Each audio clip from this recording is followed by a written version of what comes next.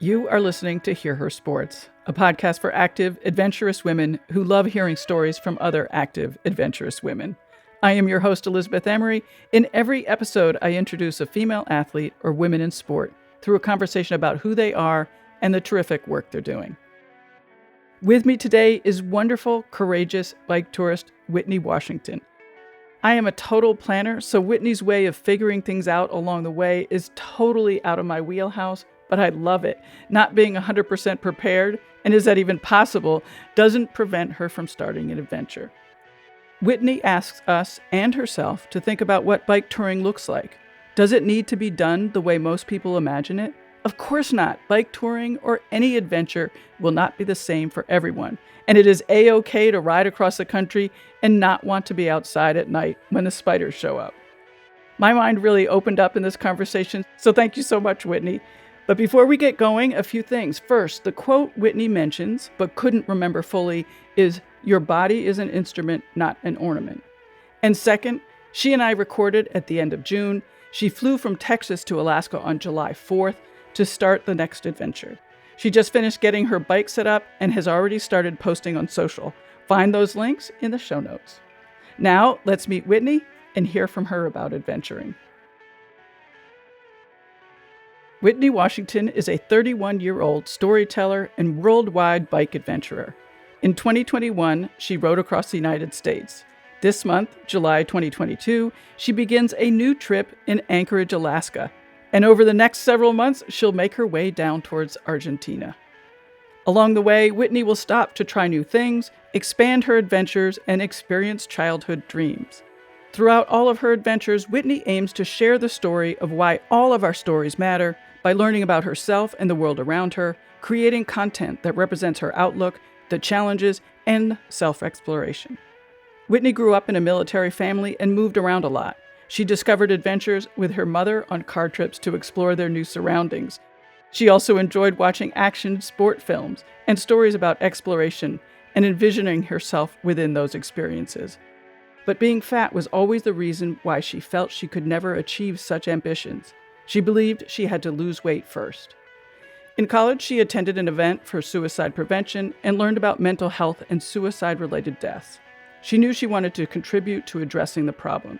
During that time, she stumbled upon video editing, which ignited her imagination and showed her how she could help. She believed her best way of contributing was showing people that their life, story, and dreams mattered. She quickly realized that she needed to show that to herself as well, which led her on this journey of self-understanding. Well, welcome, Whitney. It is fantastic to have you here on the podcast. Thank you. Thank you. I'm excited to be here.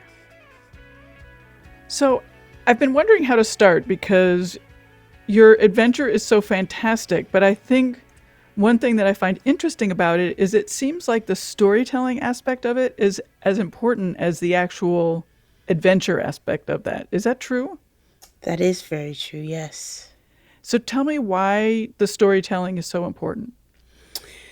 Well, I very much believe that our stories and our perspectives are very important.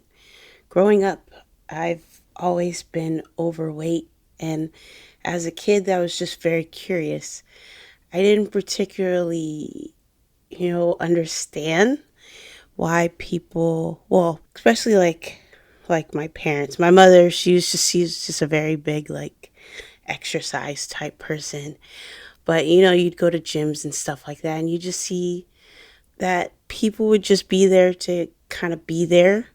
And as a kid, I just never particularly liked going to the gym. I never liked it. And over time, I really had to understand, what it was that I wanted for me. And you'd get filled up with a lot of stories of who you should be, who you're supposed to be. And I thought I couldn't do things until I lost weight. But once I started to actually see stories that changed that perspective, that showed that, okay, there are fat people who mountain climb and there are fat people who run marathons, I had to reframe how I looked at myself differently and how I looked at my story. And I think The more that we have the capacity to reframe the way that we tell stories to ourselves, we can create better lives for ourselves, because we all have different ways of living and doing things. And I just kind of think it's important to, share that so that people know that they're capable of doing so much more. Since you've started telling these stories online and through social media and YouTube and whatnot, have you been introduced to a larger community of people that are like you and have similar mindset? I have. I've found a lot of athletes, uh, fat athletes that they like to be called. And I just find it fascinating because, you know, their mindset of celebrating their body and having joyous movement is amazing to me. It really made me see that, exercising doesn't have to be boring or overwhelming. It can be fun and you can do many things to, make sure you have that movement for your body. I mean, your mental shift was pretty big. So do you remember, how that happened? Um, no, yeah, I remember how it happened. I was making videos for a fitness company here in my hometown in Jacksonville. And that definitely started because of the verbiage that they were using, the idea of celebrating your body and joyous movement. And I never really heard workout people talk about things like that. And they're really like focusing on being outdoors and letting yourself, move outdoors with fun. And that started me towards looking at my body differently and moving my body differently. And then I started to find different stories through hiking and bike touring. And at first I was like, oh, that's not for me, but it's really cool. Like maybe when I lose weight, I could try that. But then I started seeing stories of people who were bigger and they were doing those things. And I was like, huh, maybe I can do that. And so it was just kind of like a ripple effect where I started to just see things differently over time, until one day I was just like, I'm gonna go and try it myself. So, I love that you talk about that because one of the things I like talking about on this podcast is, there's definitely this vision through marketing and whatnot of what an athlete looks like. And there are mm, very few of us who look like that person. And, it's, I think it's so important that we discover that everybody can move and enjoy their body. And I also think it's really interesting finding that your body has a function changes everything or can mm, change everything. yes. I remember there's a quote that I had came across a few years ago that says, "Your body is not an ornament, it's a." Oh, I can't remember, but when I heard that quote, it kind of really changed my perspective of like your body has the capacity to give you a whole lot more than just like looking nice, and the more that like you test that and experiment with that, like you have no idea where you could go and what you could do, because when we were in lockdown, I remember getting on TikTok for the first time and I came across this kid who was doing backflips on his scooter. And it was a big kid. He had to be over 200 pounds, and he was backflipping on his scooter. And like seeing these stories really does like show you like we really do not know the capacity of the human body like we think we do, and stories really do have that ability to just change things rather quickly because it just shows you right there. Right, sure. Yeah. Do you know where your sense of adventure has come from? Because it's interesting because, you say that you weren't into the gym, but you it seems, at least from the outside, that very quickly you went from, saying you don't like the gym to riding across the country. Yeah. I mean, like, I grew up in a military family, so we moved around a lot, especially when I was a kid. My mother, she loves driving, and so, especially when we lived in California, she would just put us in the car and we would just drive places. And that's definitely where that birthed from. And I just always had that curiosity of wanting to experience things and see things. But I remember at a very young age, I want to say probably in elementary school, that video game Tony Hawk Pro Skater. I love that video game. And I was like, I want to skateboard, but you kind of get told, like, yeah, you can't do that till you lose weight type of thought process, but I just always loved that. And I always loved extreme sports. I loved that part of the Olympics. And I was like, when I lose weight, I want to do extreme sports, So once I did start seeing actual people who were doing it, who had the body size I had, I was like, I'm gonna just go figure it out. And that's just been my motto for now. It's like, figure it out and we'll improve along the way. So I love that. I mean, to me, that's what adventure is, like sort of willy nilly going out and, who cares what happens. exactly. When your mom went out driving, did she have a route in mind or you guys were just going out? Oh no, we would just go out. She'd be like, "Okay, I want to go to Palm Springs. Okay, I want to go to San Francisco." We just keep going throughout California, and the neighboring states, and that was that. We would just go on our small little adventures because my dad, he was always on the ship, so we would just, yeah, we would just go explore. Cool.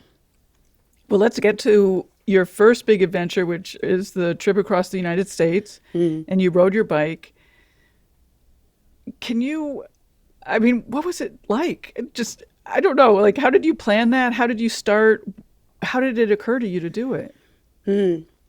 So during quarantine, well, actually before quarantine, no, technically, even before that, I had been wanting to go on like some kind of long distance trip.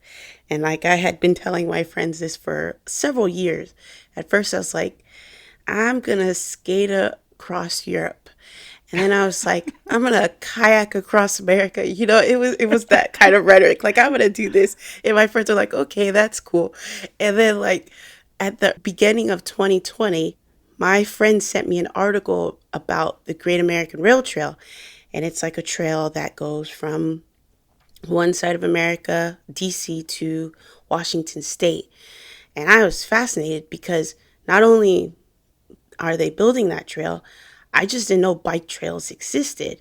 Because I knew when I was trying to plan skateboarding across the country, I was like, I don't know if I want to be in the road like that, and so I didn't particularly know bike trails existed. And so when quarantine came about, I started to research that and I started to watching more bike touring videos.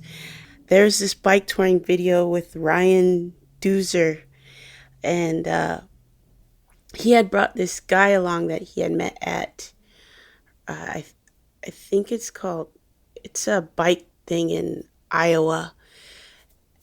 He had met him and it was a black guy. And that was one of like the first times I ever saw like a black person or a person of color like out there. And that really kind of also started changing my perspective as well. And he brought him along to the Great Divide. And that guy also made his own videos. And I just found that fascinating because like he didn't really have that much experience of bike touring.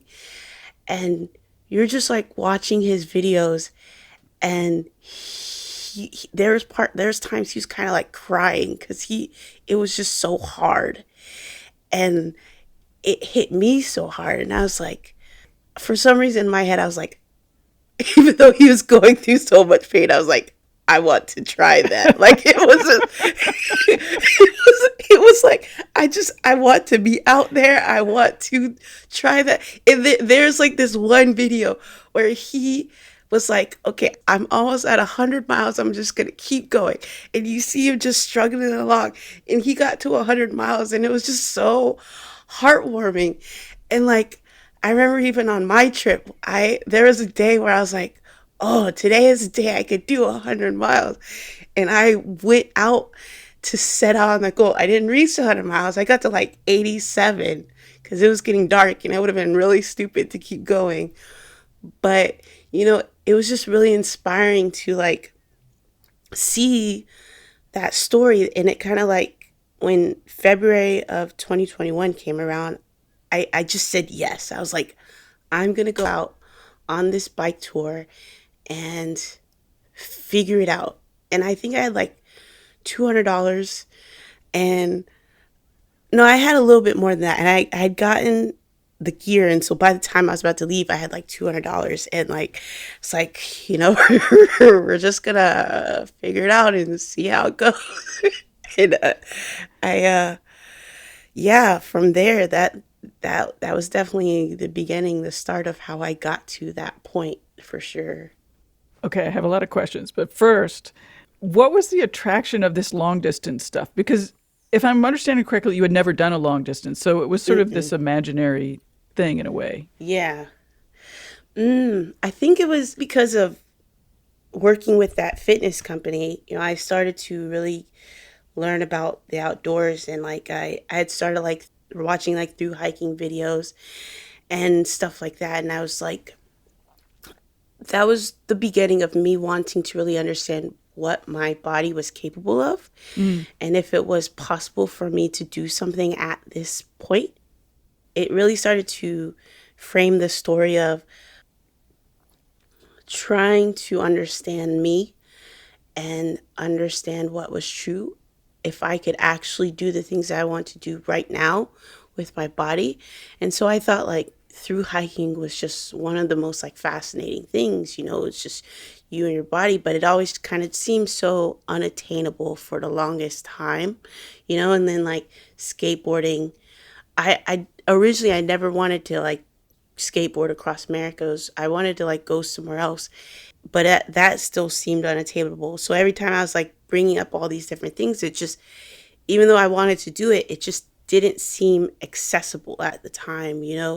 But once I did get back on my bike, I was like, this makes sense. I can make this happen. I'm going to figure this out.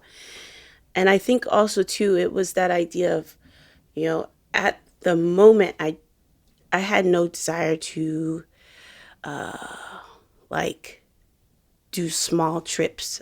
I just wanted to be out there and figure it out.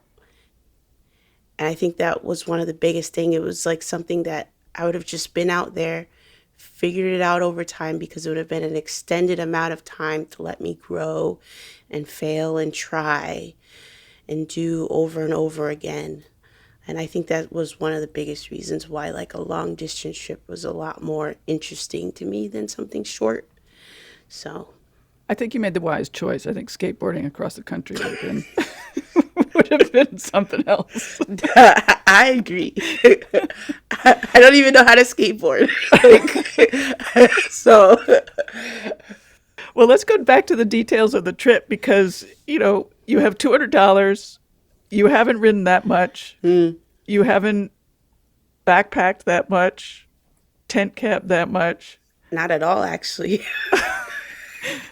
Like, I mean, it's just so amazing to me because there are so many people who have experience in all those things and are still hesitant to make a trip like that. So what got you out, and tell us more about how, like, what those first days were. So I think the biggest thing that got me out there was just fascination. And now, I know more about myself now. One of the biggest things is I just have always had a desire to travel, and it was such a accessible way for me to see more. But like, yeah, like the beginnings of the trip was very difficult. It was extremely difficult. My father, when he had brought me to the Amtrak station, he's like, your bike, it is quite heavy. And I'm like, it's fine. I have everything that I need, you know? And so in the beginning stages, like, my bike was indeed very heavy, and it made life very difficult. But I had come across some amazing humans that had brought me to their home and helped me sort through all my stuff and send stuff home and brought me back to the trail so that I could keep going. At what point did that happen? I want to say like maybe like the second or the third day. Early on. Okay. Yeah, cuz like yeah, it was cuz it was already hot out there, and my bike was really heavy, and I was like pushing my bike. And so they were on trail walking. Some of their friends were in town, and they just came across me because I was getting on and off of my bike, and they were just like, "You need any help?" And I was like, "No, just my bike's really heavy." And he went to hold my bike, and he's like, "This bike is extremely heavy." And he's like, "I don't know." Because he's a dad, and he was like, "Yeah, I don't know if I would let my daughter keep going with this bike." He's like, "Please just let me help you." And I was like, "Okay." And so him and his wife, and then like the two friends, they helped me push their bike back. And for some reason, I just trusted. And they were the sweetest, most amazing humans. And I stayed at their house for like, I want to say a good week, figuring out all my stuff, sending stuff home. And then there was a tent that somebody had sponsored me with. And then they brought me back to the trail. And from there, I had to keep figuring out. And definitely at the beginning of that trail, like looking back, that trail definitely helped condition me, because by the time I got done with the CNO and the Gap, I was able to do a good 30 miles. In the beginning, I could only do like 2-3 miles a day, and so even though at the time I was like, I don't like this trail, it's so lonely, there's so many bugs because the cicadas were out in swarms or they're like dead all over the place. And I was like, I don't want to be out here. I was complaining all along the way. But that trail was actually a fantastic trail for a beginner, because it had campsites all along the trail, at least like every 5 miles pretty much. And it had water and all of that stuff. And then like it had the different stop offs where you can go into town and stuff. And I grew a lot in the beginning. And so after that, once I started getting into Ohio and stuff like that, I was able to kind of make my own decisions. So yeah, that beginning part, it was difficult. It was extremely hard, but it helped me continue for like the more daunting parts along the way. So, What did you send home?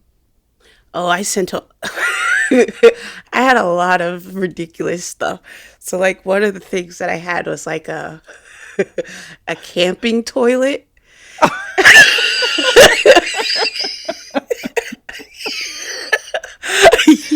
I was prepared. That just sounds heavy. Yeah, it was like it's a little collapsible plastic camping toilet, and I had it in the back. I had a Oh my lot of gosh. stuff. I had like uh I was like, I'm not I was like, I'm gonna make a podcast. So I had a lot of my film gear with me. I Wow. had a lot of stuff that I just ended up sending home, because especially myself as a filmmaker, I thought I was gonna film a lot more, but it was hard and I needed to adjust. I needed to let myself get used to it. And so in the beginning, I really didn't film often. I just let myself learn and complain and figure it out and just focus on that, because, you know, I had to let myself adjust. But then what was worse was I later ended up sending my sleeping bag home, which was the stupidest idea because I was like, it's the summer, it'll be hot. No, it wasn't in a lot of places, and so I'm like wearing all my clothes in my tent. And yeah, it was definitely a learning experience along the way for sure. I expect you learned what to take for this next trip that you're planning. Oh, absolutely. Now I assume I'm like, I'm looking at my stuff and I'm like, am I not even taking enough? Like, one of my bags is almost practically empty, but in general, I know what I want to make sure that I have. And I know like one of my bags is practically empty because I'm going to have a bear canister. So the food's going to be in that Sure. and stuff like that. So, but yeah, it's definitely a lot less than than it was when I first started that other day. So, Right. So, what were your days like on that first trip? Like, you would wake up and then what?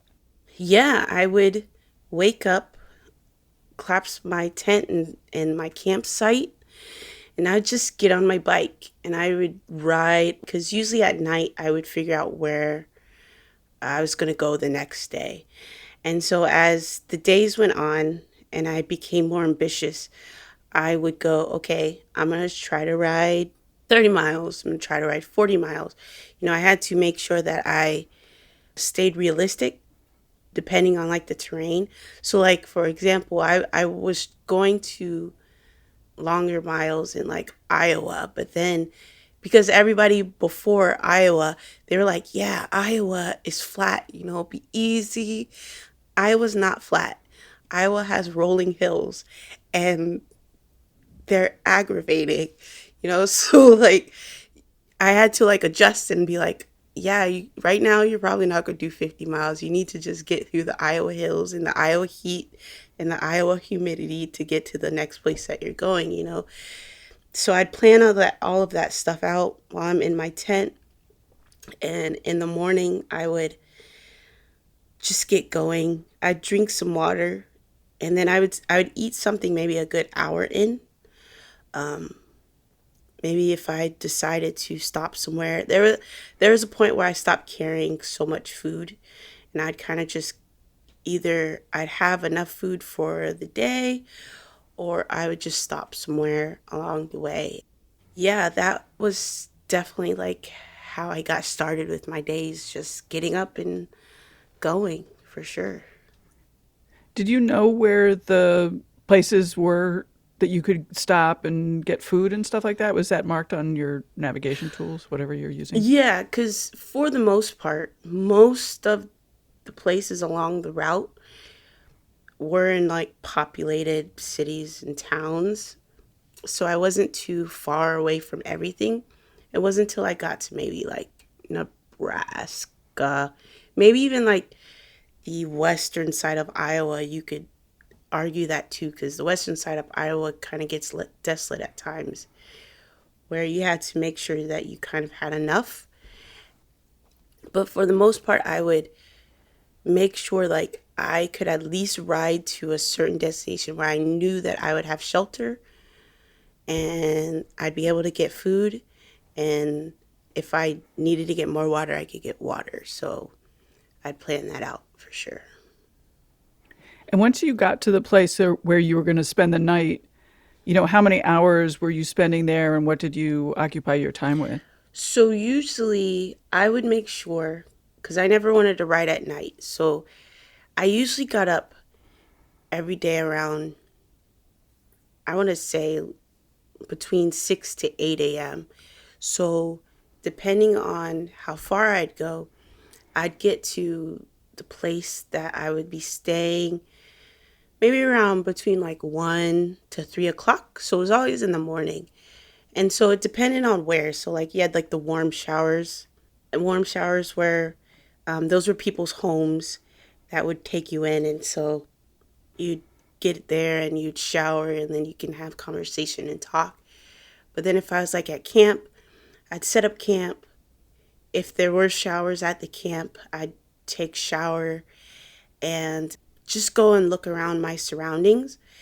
And then I'd probably go in my tent because I'm not really a bugs person. And and there'd be bugs. And so I would probably go in my tent and just chill out. This time around, what I learned is having a tarp, being able to set up tarps so that if there's sun, won't get roasted by the sun while I'm in my tent. So making sure I'm packing that this time around. But yeah, I just chill in my tent and maybe edit some stuff, or I'd go on social media or maybe watch something. I tried not to sleep if I could help it so that I could sleep through the night, or I'd like call my parents. So that would be the main things. And were you cooking or were you buying sort of ready to eat meals? At times I would cook, but I feel like my more so bought ready to eat meals just to because I just hadn't really adjusted, and I just wasn't very interested in being outside with the bugs during during the summer. I just wasn't. And like one of the biggest things too is like there are some big spiders along that route, and I was just like, yeah, you just stay out there. And so I was I never really sat outside often just to like eat food. You know, if I was like outside and I was talking to people that were like at camp, that's cool. But for the most part, I was yeah, I'd probably eat something that I already had ready, and then I would get everything packed up and then get in my tent. Yeah. So you're traveling solo and the trip took roughly three hmm months. What was it like to be solo for that long? So in the beginning, it was very difficult. Like I'm a person that likes my alone time, but I think like because it felt so hard in the beginning, I was it kind of felt so overwhelming and I felt really lonely, like that loneliness was consuming me. But as time went on and as I was able to adjust, like I was good. It was cuz I think it was so much easier just to connect with people. I could really make my own rules and set my own how far I wanted to go. You know, especially I was really slow at times, but then there was times where like I'd meet other bikers along the way, and like they would ride with me, you know, for a day or two. And that happened several times. Like I had a friend that I had met in Pittsburgh, and she ended up driving to Iowa, and she had biked with me to Nebraska and stuff like that. And Wow, so like cool. you just get to meet people along the way, and you I think having that flexibility just makes it more interesting and spontaneous. So I just had to adjust to it in the beginning because it does kind of Yeah, feels weird, but it's not that bad. It's pretty good. yeah. I like to be alone, but sometimes it's like, oh my God, I've had enough of you. You're boring me. Exactly. Exactly. So you have another trip coming up, and I understand you're leaving next month. So soon. Actually, I'm leaving very soon. Yeah, I'm leaving very Cool. soon. I am going to be starting in Alaska and I'm heading down towards Argentina. Right now it's very open. You know, I might go all the way to Argentina. There's been a lot of signs that seems like I probably might go all the way to Argentina, but definitely I'm just going to flow with the road and see where the road takes me. I found a lot of comfort. There's this girl who is currently biking around the world, and she's been biking around the world since 2011, and I just find it fascinating. Like she's gone to every continent, and I'm like, yeah, I just want to travel the world.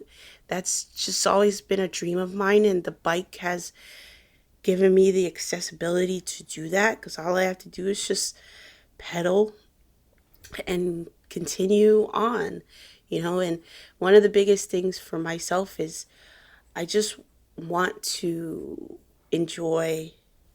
the experience. Last year, I feel like I put so much stress on myself because you have all these rules of what a bike tour is. You have to bike every mile. And in the beginning, I was like, yeah, I'm going to do that. But then I was like, no, I don't feel like always doing that. There are times where I want to enjoy. And there was like in the gap from Pittsburgh to where the gap starts, there's like this train that takes you up this hill. Apparently, it's like a really beautiful train. And I chose not to take it because I needed to bike up the hill. And I was like, this time I'm going to do the things that are interesting to me. If I want to take the train, if I want to take a ferry, if I want to, you know, catch a ride with somebody, I'm going to do those things. Because at the end of the day, 75% of the time I will still be biking. But I want to make sure that I let myself just exist out there and have fun. It's not all about just cycling, it's about existing. And so that's what this trip is about. As well as, I want to experience a lot of my childhood dreams. I'll be on the West Coast and I've already pinpointed some places. I want to learn how to surf. So I'm going to be doing some surfing lessons along the way. I also want to learn how to like slackline and eventually highline. I just find that so fascinating and I just want to at least try it once. So, you know, I'm going to capture those stories, especially, wanting to just show that we are a lot more capable as we are just figuring out how to do it in our body that we have right now. So those are the stories I'll be telling for sure. Yeah, talk about how you're going to share those stories and sort of the details of recording them and like what are the logistics of all that? Sure. So last year, towards the end, I started getting a lot better with creating videos. I had a 360 camera that I didn't use for like half of the trip, but once I did start using it, I was like, this is amazing because it's just such a easy to use camera that I could just export in vertical or regular video formats. And I started just making these little stories of the adventure. And what I'm planning to do is just creating series of the different experiences that I intend to have along the way. So I'm gonna have the bigger experiences of like learning how to surf and hopefully learning how to skateboard officially. But I also want to have like the small experiences, learning how to wild camp. But yeah, I was terrified of even attempting to wild camp the first time, but like I said, I came across this girl and her YouTube channel, and I also came across another girl who had just started her biking trip through Europe, and she did like a whole video series of her wild camping for the first time, and it scared her as well. But letting yourself try and understanding how to do it respectfully and the best ways to do it, you can find like beautiful places to set up, and that's just off the beaten path. And as a kid who used Tumblr, I want to create like those photos that represent me in those spaces with the beautiful sceneries outside of the tent opening up with the zipper, or just walking outside and having the beautiful backgrounds. And I intend to capture those moments and just creating that representation that isn't always seen in those environments. And so I'm telling those two different stories, just showing the experiences and then basically capturing these different moments that I personally just always wanted to experience, like safely learning how to build a fire and the wild camping, etc., etc. So those are like the stories that I'll tell. Well, your videos are lovely. They're really lovely. Thank you. And so not to be an old person, but how are you going to edit on the road? Are you going to be doing it all on your phone? Yeah, I've been practicing and working on my phone, and I found a great editor, phone editor, on my phone app rather. And yeah, like the video that I had just put out there that really kind of introduced this new bike trip, that was completely edited on my phone. And I've gotten great at that. So I think over time I do plan to try to get an iPad so it can be a little bit bigger. But yeah, phone editing, I'm gonna get a few hard drives and just keep at that for sure. Like one of my dreams is I want to create a web series. And so eventually on YouTube, I am going to try to figure out how to make longer form videos that will be like 15 to 20 minutes. Once I figure out how I will do that format, that will definitely come onto the YouTube channel. But for now, these shorter videos, they are quite efficient for me to make. And as I really go along and understand my voice and understand the story that I want to share, I'll just be putting those out as I go along, and just making sure that people are up to date, especially because they just want to make sure that I'm safe and doing well. Live. Hmm. Exactly. I'm so glad you mentioned representation. It is so important that we are able to see stories. I mean, I think about when I was a kid, I would have loved to have sort of met through social media. I'm not really a big fan of social media, but met through social media people that were like me. I think it's awesome. Hmm. I mean, I know you see you're not a big fan of social media. I feel like social media isn't really getting the justice it deserves because it does. I feel like it's. I've heard somebody refer it to like a rocket ship, and we haven't really seen the full capabilities of what beautiful things it has the capacity to do.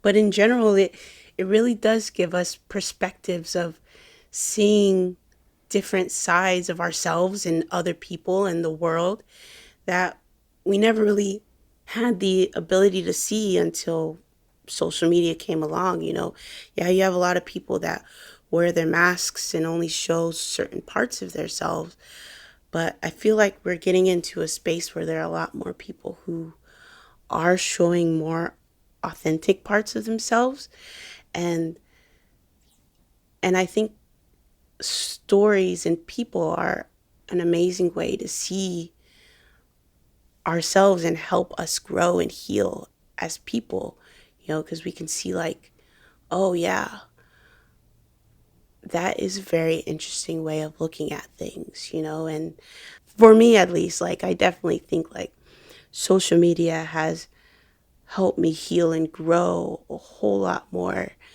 than anything that is around me, because those stories of people who are brave enough to put them out there have helped so much. What have you learned from the first trip that you're taking into this second trip? Hmm. I think the biggest one was just do you. I think I was just so worried about not doing things right the first time, like not going on, not doing all of the miles, not, um, I mean, even like the part where I was like trying to like always eat healthy and stuff like that. There was points where I was just not eating at all because I was like not, I couldn't particularly find the foods that I needed, and I had to let myself like exist and have fun. And I think I stressed myself out so much on that trip because I felt like I wasn't doing things right. And so, like, when I got home and I really like settled and let myself really see the magnitude of what I did, I was like, you did so well. You did so well, and you kind of get so hard on yourself because you're always like looking at the things that you think that people will think that you're doing wrong, and it's like I had to learn how to just focus on what it is that I wanted to do so that I could have fun and not stress, because stressing really made it unenjoyable at times, and trying to follow certain rules and not doing certain things made it unenjoyable. And so this trip, it's all going to be about what I want to do, and I'm not going to be a bike tour that only does the miles. I want to have fun and exist and do what it is that's interesting to me. So, yeah, that was the biggest thing. Do you mind if I ask you about funding? How are you funding your trip and making it from the beginning to the end? Yeah, so last year, so like I had mentioned earlier, I originally had like $200 before I was going to leave. And there's this person who was on the Appalachian Trail. They were already on the Appalachian Trail, and they wanted to have videos edited for their YouTube channel. So I had reached out, and I was going to hopefully try to edit while I was out there to make some money. And when I was talking to them, they had connected me with their manager, and their manager found my story fascinating. And she was like, how about I do an interview with you, start a GoFundMe, and people will definitely donate. And at first I was kind of skeptical because I didn't think people would care that much. At that time, I was very depressed. It was definitely something that I wanted to do. Like, I needed a change. And so I didn't particularly think people would care, but she was just very adamant. She's like, start a GoFundMe, it'll be fine, and we'll do an interview together before you leave. And so I did. And the way that my social media just grew after that interview and the GoFundMe grew was just quite fascinating. Like, for the longest time, I definitely would bring down myself. And that was another thing that I learned from my trip, to just understand, I'm doing okay and I do matter, and I had to I had to learn that, and people really did care about my journey. People really did care about the adventure, and they would DM me and they'd tell me how much they just enjoyed seeing the posts. And so, like, GoFundMe was one of the biggest ways that helped fund the trip. Somebody had mentioned, just be a content creator. The more that you create, people will care, because people will value that. And I was like, okay, then I will keep trying, and so that's what I did. And so with this trip, that's why I wanted to expand it and really get back into that idea of, like, focusing on stories, because for the longest time I didn't believe in my story, and I really wanted to start to believe in me, and I was like, this is a really great time to just explore and understand myself and understand the dreams that I had, and because people will definitely resonate with that. And so I created, well, I extended the same GoFundMe that I had from last year, and then opened the Patreon for people who wanted to do it monthly.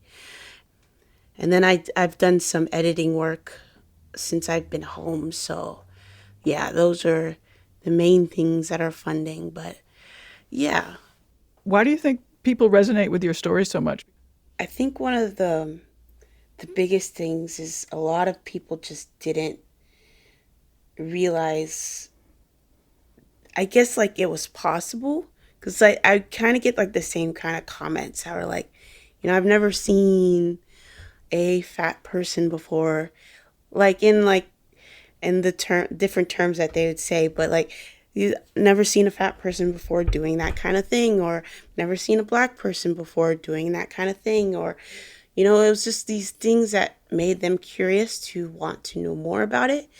And then from there they were like, you know I've never thought I could try this. And I'd get DMs from people that are like, I just had surgery, and watching your videos has made me want to get on a bike and figure it out. And I was like, do you have any bike recommendations? And I would just tell them like the bike that I had, at the time. And I think a lot of it was just people were just they were resonating and they were just very curious about something that they never really like experienced before. Like it just wasn't something that was the norm for them. I think it was just something that showed them like, okay, maybe you could do more with yourself if you wanted to. It also seems like, the name of your project, Recapturing Life, it's sort of, yeah, we have to take advantage of what we have here Hmm. and the time. Sort of Exactly. goes back to fundamentals in a way. Absolutely. Like that was one of the biggest things. Like, you get to that point where you're like, okay, this doesn't particularly make sense. So if it doesn't make sense, then what does? And you're like, let me just go figure it out and understand what's true about me. I was told this one thing, but then I'm seeing these things, and that kind of debunks everything that I've ever known. And I was like, let's just go and create and live what's true for me, and that will become my life. And yeah, that was the biggest thing for sure. I've read a couple times that you've said that you wanted to come up with a new vision of what your life would look like. Mm, yeah. Like, what was that thought process, and how did you? Because, like what you said, it's a mind shift. We've been told these certain things, and that oftentimes we get sort of in a pattern, Mm, and then to find a new life means breaking patterns. yeah, exactly. Breaking those limiting beliefs. And that's for sure what I intend to do, creating the life that I want to live, basically. And like, for me, I know that since I was just a kid, that I was just always fascinated with like extreme sports and adventures and stuff like that. Like, I just want to be someone that my body has the capacity to get me to anywhere that I want to go. I want to be able to be strong enough, and I want to be able to think well enough, and I want to be able to be grateful and respect who I am. And I'm like, over time, just mold myself into a person that I guess is self-sufficient, warm, and loving. And I just want to be an overall caring person and who can help whenever I need to. Um, and I think like the biggest thing is, you have to start with yourself to be that presence in the world for others over time. Do you have goals for this trip or goals long term? Hmm. I have like small goals. Like I do still have my goal. Like of actually doing 100 miles. Somebody had pointed out, I've done 100 kilometers. So I definitely want to have the 100 miles under my belt as well. But I definitely think the biggest one is just to allow myself to grow mentally and physically and emotionally, allow myself to work through the fears and not allow them to uh, dictate my choices, which was a big reason why I chose this route as well, because I knew like this route was going to obviously have mountains.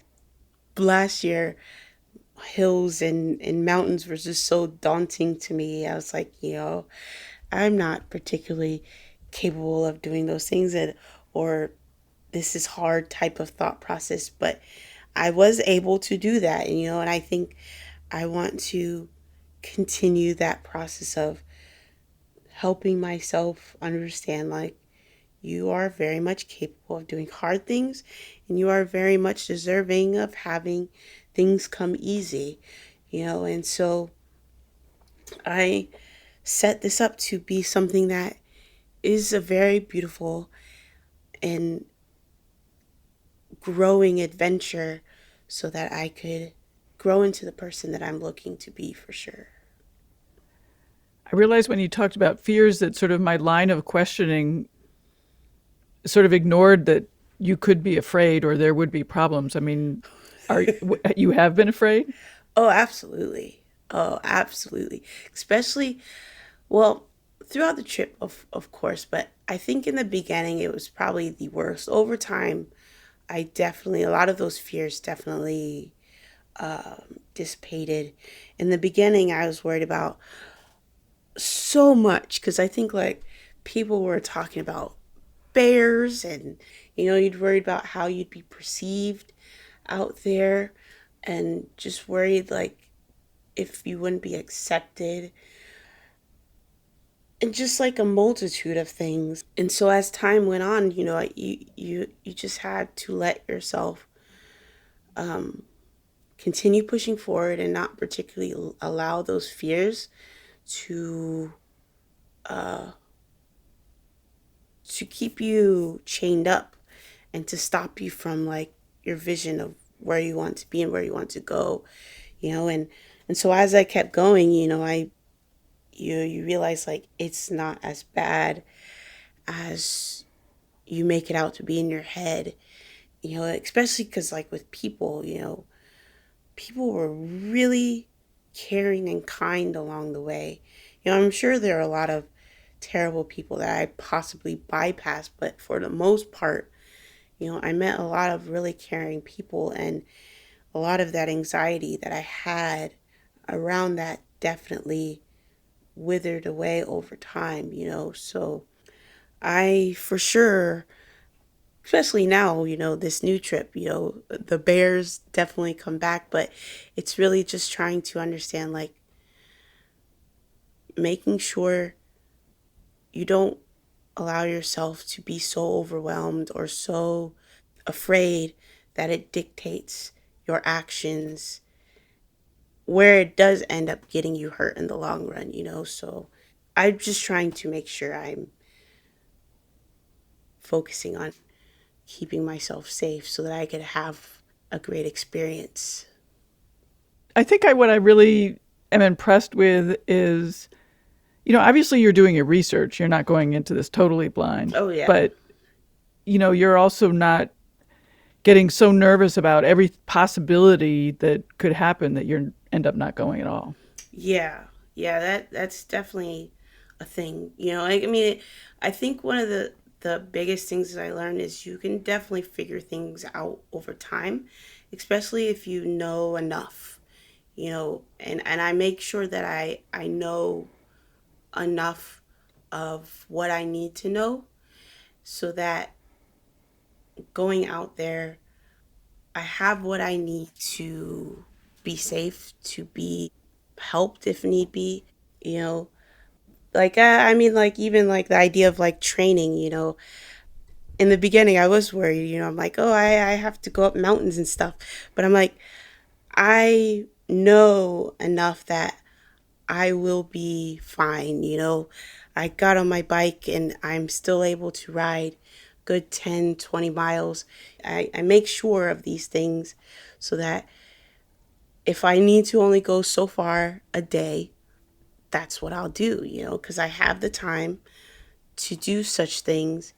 And that definitely been one of the biggest things for me. It's just making sure I know what I need to know so that the rest can flow, honestly. Well, that's a great place to stop. Thanks so much. This has been awesome. I'm so excited to follow you and watch your videos. They really are lovely. They really are. Thank you. And that wraps up another great show. Safe travels to Whitney. Follow her trip through social. Her links are in the show notes at hearhersports.com. Following female athletes does have an impact, and a great place to start is with all my guests on Hear Her Sports. Keep tuning in to every episode of Hear Her Sports. You being here, enjoying the conversation, and spreading the word about the incredible women on the show make everything I'm doing absolutely worthwhile. There are ways to keep the conversation going. Hear Her Sports is on social with the handle Hear Her Sports. You can send me an email to elizabeth@hearhersports.com. I always love hearing from you and do respond. We're now on Buy Me a Coffee, where you can, buy me a coffee. And that is at buymeacoffee.com/hearher. Thanks so much. And until next time, bye-bye.